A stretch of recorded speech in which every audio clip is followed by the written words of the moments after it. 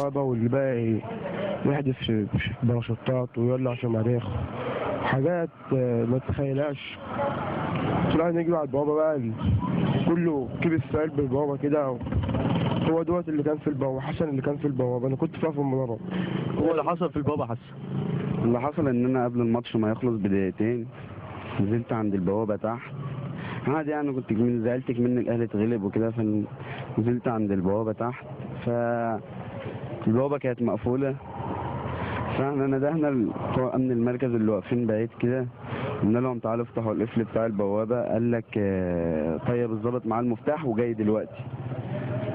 وبعدين وقفنا خلال دقيقتين بالظبط، اتلقيت ازدحام شديد جدا على البوابه. خنقنا بدرجه ما كناش قادرين ناخد نفسنا. في اللي مات وقت كده في البوابه قبل ما تقع، واللي بقى يغمى عليه.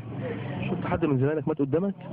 هو انا يعني انا من هنا ما اعرفهمش بس انا شفت ناس في المدرج كانوا بيشجعوا جنبي وشفتهم ماتوا. يعني انا شفت ناس فوق في المدرج ولما نزلت تحت شفت ناس منهم ميته. شفت حد بيضرب؟ انا كنت في البوابه بقى تحت، انا كنت اول واحد في البوابه. لما البوابه وقعت انا نزلت تحت، قعدت اشد في الناس كده، شديت كذا واحد كده وطلعتهم. اللي يطلع نسيبه على جنب كده ونشوف غيره. وبعدين لما شفت المنظر، يعني لما شفت ببص فوق كده اتلقيت ميتين كتير قوي، ما قدرتش اقف على رجلي واغمى عليا. دخلت اوضه اللعيبه. دخلت اوضه لعيبه النادي الاهلي؟ دخلت اوضه لعيبه النادي الاهلي، والكابتن عماد متعب جاب لي ميه، هو والكابتن ابو تريكه. كنت قاعد هناك وقال لي استنى هنطلع سوا كلنا مع بعض. انا بقى خرجت عشان اشوف دول، ما احنا كنا مع بعض بس اتفرقنا. طلعت عشان اشوف اخوك؟ اخويا واثنين اصحابي. احنا اتفرقنا، طلعت عشان اشوفهم، اخدتهم ومشيت. يعني كنت ساعتها بقى بعيط من المناظر اللي انا شفتها وكده. اخدتهم ومشيت كده قدام.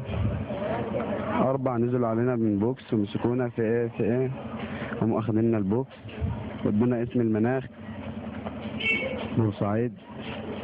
بعدين بقول له وقفت هناك شويه فتشونا واخدين منا الموبايلات والفلوس وكل حاجه. بقول له انا تابع جماهير الاهلي. ضربني بالقلم كده على وشي وقال لي بلا اهلي بلا مصر. وقال لفظ مش كويس بس مع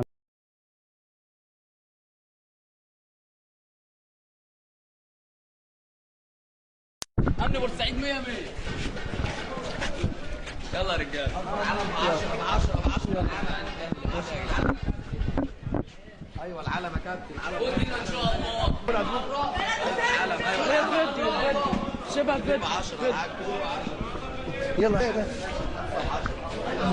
بنتكلم واحنا دلوقتي على الهوا مع كابتن مدحت شلبي، شايفكم صوت وصوره.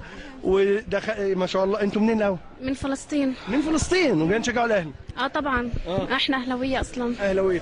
رايك ايه بقى في بورسعيد وشعب بورسعيد؟ واكيد انت داخله اهو ولابسه الاحمر والعلم الاحمر والدنيا كلها بالنسبه لك. شعب محترم جدا وعادي، وتقبل يعني انه احنا اهلاويه بكل صدر رحب، يعني عادي. واحنا عايشين هون صار لنا سنين، يعني 5 سنين. ويعني شعب بورسعيد شعب محترم جدا عادي، واحنا بنشجع الاهلي من زمان عادي.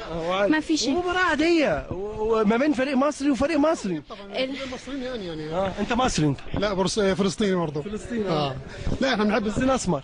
صح. لا شعب بورسعيد شعب محترم، وخدت بالك وبيحب الكره الحلوه، وخدت بالك وبروح روح رضيه يعني مش بس يعني. وعايزين نقول باذن الله المباراه هنسميها في حب مصر يعني. وبعدين هي يعني الماتش يعني الفوز والخساره هذه نصيب، يعني كل واحد لما يخسر عادي نتقبل هذا الشيء، ولو ربحنا برضه نتقبل هذا الشيء وبنفرح طبعا، لانه كلنا شعب واحد وشعب مصر، مش كوره وبورسعيد كبار سواء المصري او الاهلي. برضه نادي كبير نتمنى طبعا، ونادي برضه بورسعيد برضه. نادي المصري برضه. احنا بنشجع الاهلي برضه طبعا، حقي طبعا. انا بورسعيدي وجاي بشجع النادي الاهلي وعادي مفيش حاجه، وداخل وواقف بره مع اصحابي البورسعيديه. واصحابك البورسعيديه عارفين انك انت اهلاوي وداخلين يشجعوا النادي المصري، وانا داخل ولابس تيشيرت الاهلي وواقف بره عادي. هي مباراه يا جماعه، هي مباراه عادي يعني. ورجال البلد اهم حاجه يعني، مش عاوزين يبقى في مشاكل ولا حاجه، ويا رب ان شاء الله الاهلي يكسب 2-0 ان شاء الله. بنتكلم عن المباراه المباراه والاجواء، وانتوا جماهير النادي الاهلي ودخلتم الحمد لله. انتوا جايين في اتوبيسات؟ لا عادي، انا من بورسعيد والله. وهي حريه، كل واحد بيشجع الفريق او الانتماء اللي ليه، مش شرط يعني اكون من اي مكان. بس فعلا الماتش يا ريت يعني يطلع، يكون اهم حاجه في ان هو يطلع بسلامه، وان كلنا اخوات في الاول.